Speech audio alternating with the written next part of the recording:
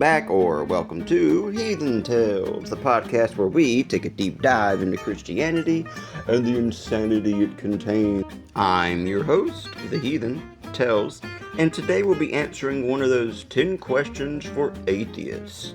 Oh no, it's Hunter Braxton.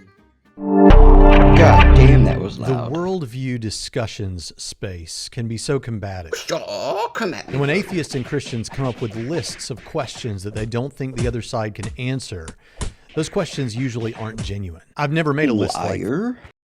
My bad. As you were. I've never made a list like that, although I've responded to some. Here, I hope my atheist interlocutors will consider these questions deeply without giving glib answers. I don't think these you know aren't what meant to glib means. Sorry. These aren't meant to be gotcha questions, though I'm not asking for no reason. He's asking for the Lord. I expect you will have answers, and I want to hear what the most sincere among you have to say. You. With that, here are my 10 questions for atheists. I turned that down on my end, but it's just fucking hilarious how loud it is. I swear every question is like, I have a question. What facts about reality that you and I agree are real facts about the way the world is, as opposed to not does real your facts, worldview account for, but my obviously Christianity doesn't account for, or at least doesn't account for well? And for those of you that would point out atheism isn't a worldview, because it isn't. I'm talking about you, your worldview that includes atheism. I can't think of any. Christianity accounts for evil, suffering, the existence of other religions, including supernatural events in those other religions. Yeah, well, Islam explains why the moon is in two halves. Checkmate, Christian. Yeah, dude, you just have to keep talking. Science and differences among different denominations of Christianity. But I can think of many things that the most common worldviews that include atheism don't answer as well as I think Christianity does. Like universal supernatural claims, universal religious experiences, free will, morality, near-death experiences, beauty, the rapid expansion of the early church, the events surrounding the life and death of Jesus of Nazareth, and our shared longing for purpose and meaning. So what is it that Christianity doesn't answer as well as your worldview? Oh, your question's finally done? Cue transition. I'm gonna do a silly intro noise too, bitch. Okay, so first and foremost, I think one of your major misconceptions is that if your quote-unquote worldview is internally coherent and consistent, that means it must be true of reality. What you're really doing is confusing possibility with probability, and the way that you use accounts for these things tells me a lot about how you're doing that. Allow me a basic example to explain. A lot of times I lose the TV remote. It's a Roku, so it's the size of a fucking flash drive. But when I lose said remote, it is theoretically possible that earlier that day a chimpanzee broke out of the zoo, made its way to my home, slipped in through the window, and stole the remote, and is now hiding in the closet. The worldview discussions. But is that probable? No.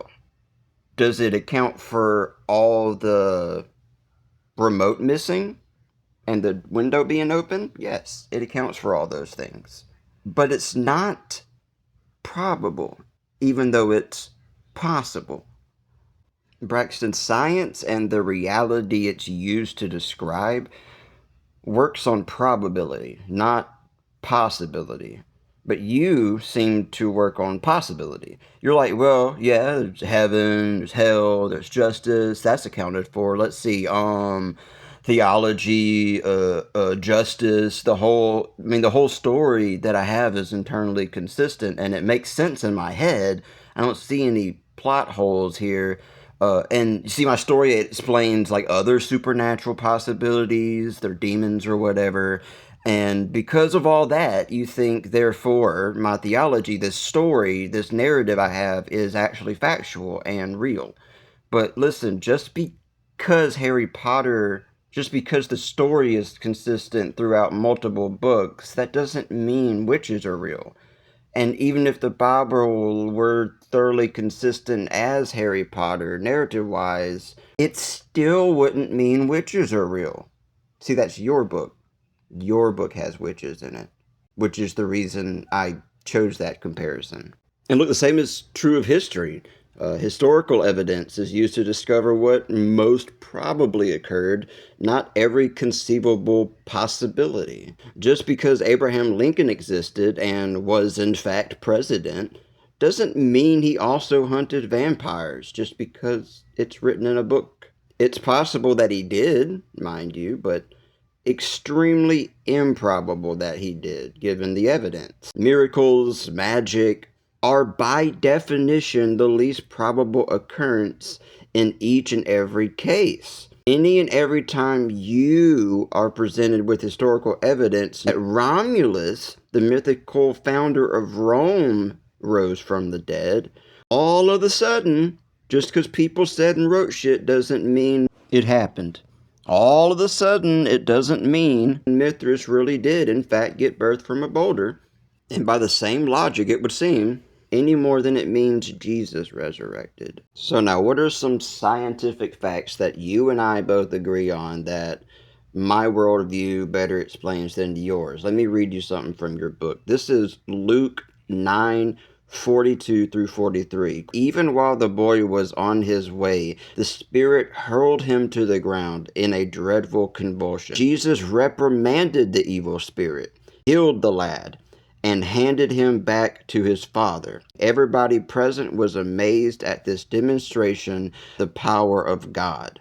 Jesus, who you think is God, by the way, thinks epilepsy is caused by demons. Do you think epilepsy is caused by demons? No. No, you don't. Neither do I. On that we agree, but we agree on something that Christianity disagrees with, seeing as how Jesus is supposed to know what he's talking about. Neither of us believe lameness, disease, etc. are the result of evil spirits. Either we're correct or Jesus is. Can't be both.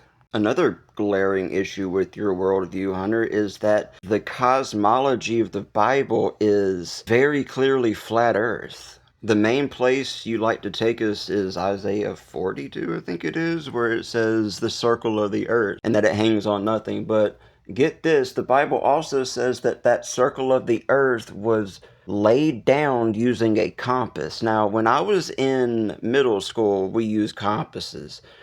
We didn't make spheres with those motherfuckers, we made circles. A circle is different than a sphere. The reason that the sun can stand still for Joshua so he can win a victory in battle, but everything doesn't fucking explode, is because the earth is flat. The Bible says that God pressed the flat earth into place like a king presses his seal. It says that the earth is shaped like a seal, like a king's seal. You know, they used to put wax on the end of a ring on a signet, and they would press that onto the seal of a paper so that if you saw that seal was broken, you would know that possibly the letter was tampered with, etc. That seal was very important. It gave authority to the information the letter contained. That's how the earth was made according to the Bible God. The only way Satan can take Jesus up to the tallest mountain and show him all the kingdoms, all the cities, all the nations of the earth all at once is because the earth is flat.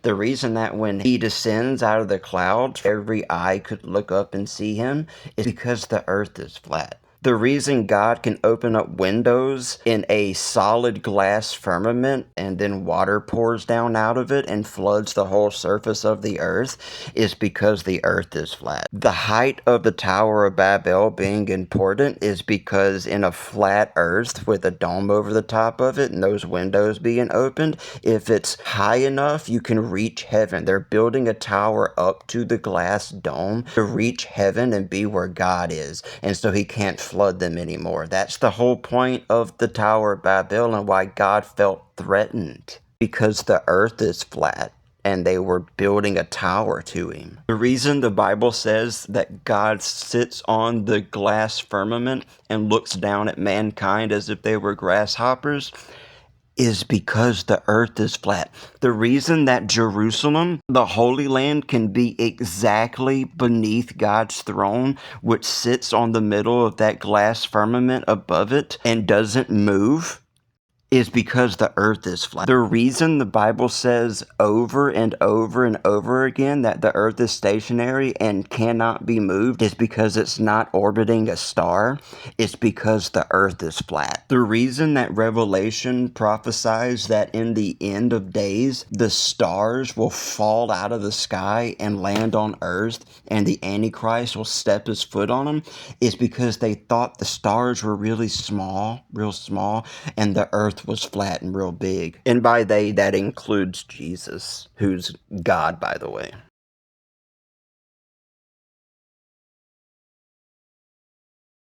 But if he was God, he'd be God over a flat earth again, because in the Bible, the earth is flat. The Bible has a word for ball. It says that God would take a country and throw it like a ball. It doesn't use that word for the earth ever. It always says that it's flat. It's literally God's footstool. He sits above it and his feet are on the earth. It's a flat earth, dude. Yet for some reason, both of our worldviews include oblique spheroid earth. It's just mine's being honest and yours is dishonest because your source of morality, your source of knowing about God in the first place is that Bible, and the Bible is thoroughly flat earth. So if you were consistent, Braxton, you would also be flat earth. Bible has the of this flat earth has angels stationed at the four corners standing on the earth so that it doesn't roll up like a fucking scroll, dude. Because the earth is flat. During my deconstruction, on my way out of the door of faith, I, for a short period of time, was a flat earther because that's what the fucking Bible teaches, and that's the cult I grew up in. I was thoroughly convinced that the Bible was true. You say that you think the Bible is true, but the Bible again and again and again says the fucking earth is flat. Grow a pair of balls for Jesus and say the earth is flat, Hunter. Last things last. Animal psychology. Animal psychology far better explains behavioral and thought patterns that you're attributing to your religion than the religion does itself. And I say animal psychology because humans are animals. Your worldview has it that our morals come from God, yet bonobos and chimps understand fairness and act on it plenty well on without a monkey god. Your worldview has it that if I pray certain thoughts in my head and perform certain little rituals like church attendance, fasting, mass, or Passover, etc., that good will come of it, that I'll be in communion with God, yet pigeons are known to do the same. If you look up these experiments, given feed on a random timer, pigeons learn patterns of standing or hopping around on one foot, pecking the ground exactly 3 times, and then I nod my head.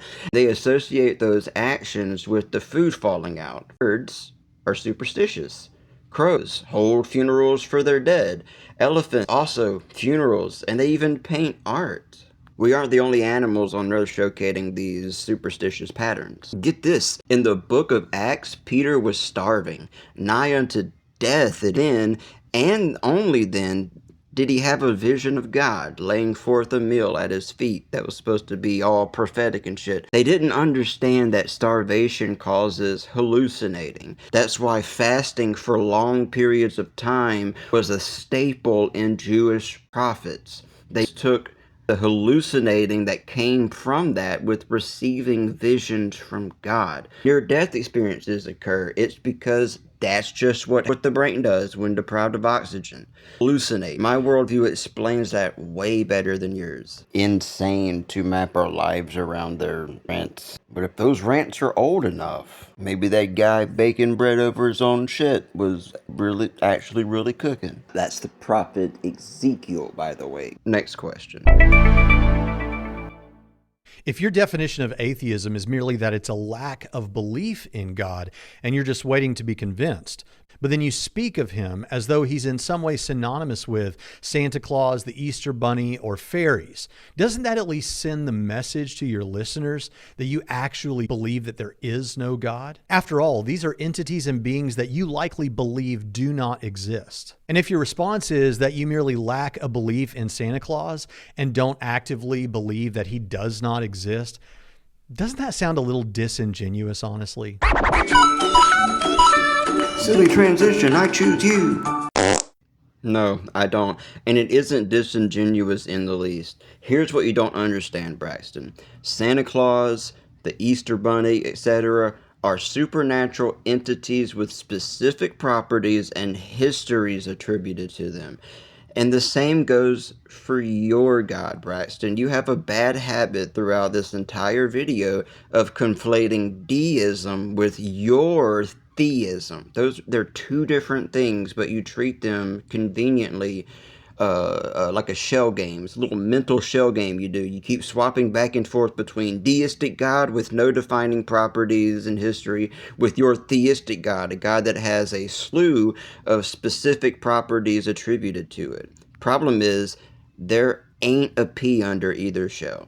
That's why I can say with all due confidence that your God, Yahweh, the God of the Bible, does not exist. However, I cannot say the same with confidence that a Spinoza-esque deistic type God, wound up the universe and then stepped away type God, does not exist.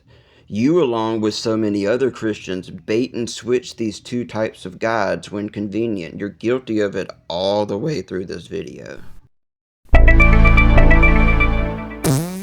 If it's a lack of belief sort of atheism, what is it? Is it 50-50, 60-40, 75-25? And at what point do you feel disingenuous saying that you merely lack a belief as opposed to leaning towards, I believe that God does not exist?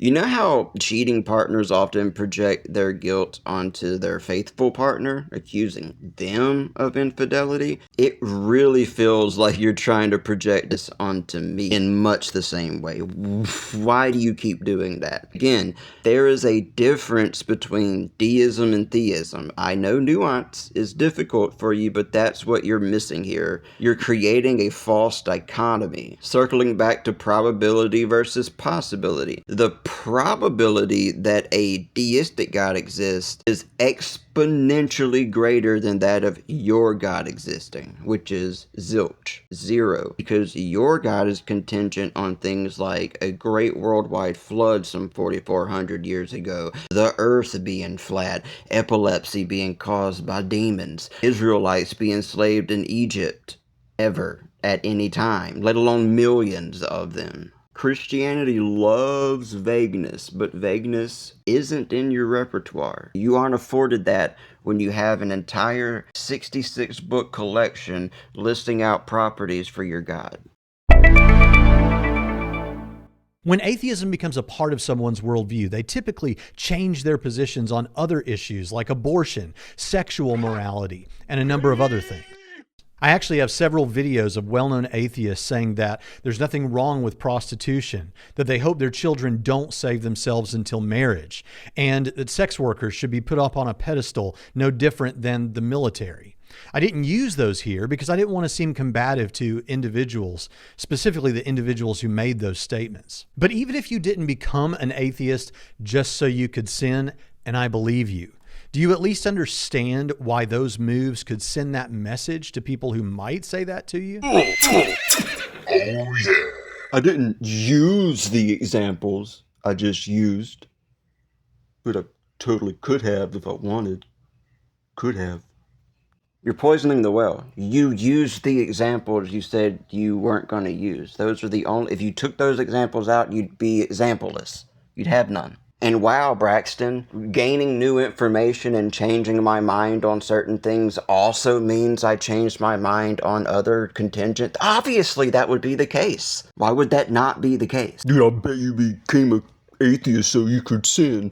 Braxton, that's like me accusing you of becoming a Christian so you can wear polyester blend and eat seafood. Dude, That's like me accusing you of becoming a Christian so you can plant tomatoes and potatoes in the same garden and not have to pay a fine when you beat your slave to death.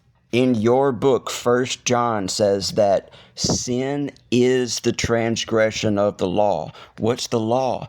It's the 618 laws that God laid out in the Old Testament that he said was perfect and would exist forever and would be applicable until heaven and earth pass away. And I'm looking them around me right now, and I'm recording this podcast on earth. Christianity allows you to scapegoat those law requirements onto Jesus. So whenever you, as a Christian, are like, well, atheists just became atheists, so they don't have to follow our rules anymore. That's what you Christians do with the law in the Old Testament. That's you. That's you right now. Yes, my empathy towards others did have a big part in me deconverting. You caught me. You caught me, Braxton. Yeah, the LGBTQ issues of dehumanizing them and treating them as innate sinners and these awful people, just not for acts they've committed, but who they are foundationally as people, like literally who they are. That served a pretty big part in it. Circumcision, both female and male, which Christianity leans more towards the male and Islam leads more towards the female genital mutilation, but they're both genital mutilation of infants. It's still ridiculous, and it's unnecessary, and it's all entirely religious. And let me explain to you, Braxton, why it's such a silly religious reason. In the Old Testament, God gave circumcision to Israel so that it would be a sign to the nations all around them that they belong to this God, Yahweh, specifically. So their introduction to their God was, let me show you my dick. Look at my dick. Here's my dick. This is my God. My dick. Look at my dick. See how silly that is? That's insanity. That's the reason. So that when other people looked at you, they knew you belonged to this religion specifically because they could see your dick, apparently. In Deuteronomy, it says that a requirement for entering God's temple is to have aesthetically pleasing dick and balls, and you guys not realizing that's the gayest thing ever just sends me into orbit every time. Like they're checking at the door. Give Genesis another read. What's the first thing God gets mad at in the garden? Who told you were naked? Fucking serpent. You damn it, I never get to have anything. The devil ruins everything. He's mad they put clothes on. How's he supposed to admire your junk if you cover it up? Yes, those issues in part did lead me to realize how silly my religion was. And you know what? Cue another silly intro fucking transition thing.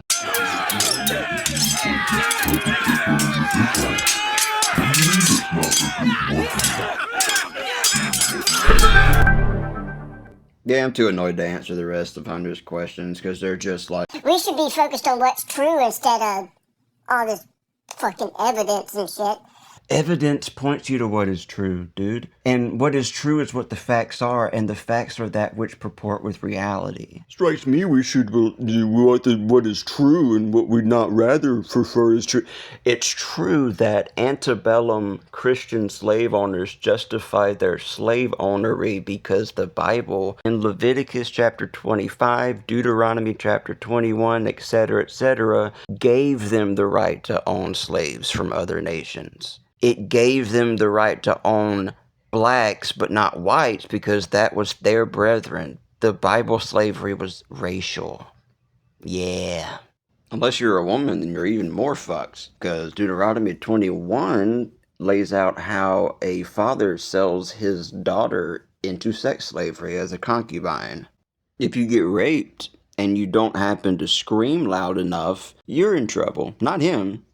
Because, what were you wearing and shit?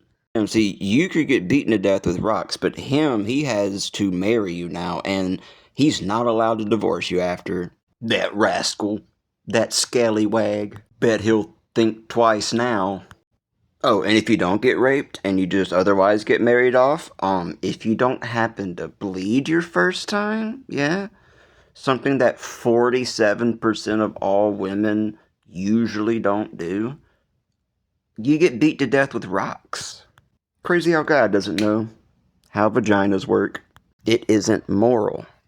I don't give a fuck that it's true your book says that.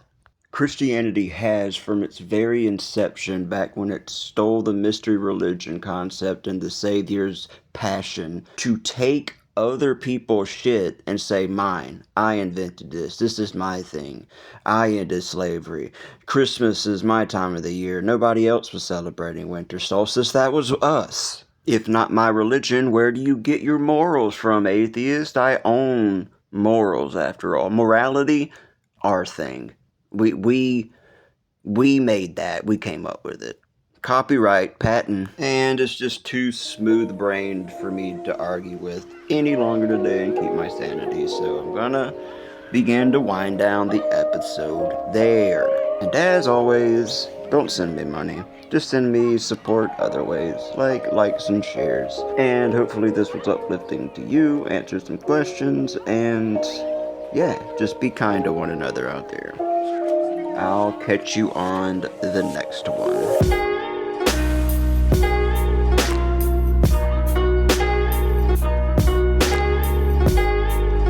Fucking circle. Me damn it, I never get to have anything. Devil ruins everything. We should be focused on what's true instead of all this fucking evidence and shit.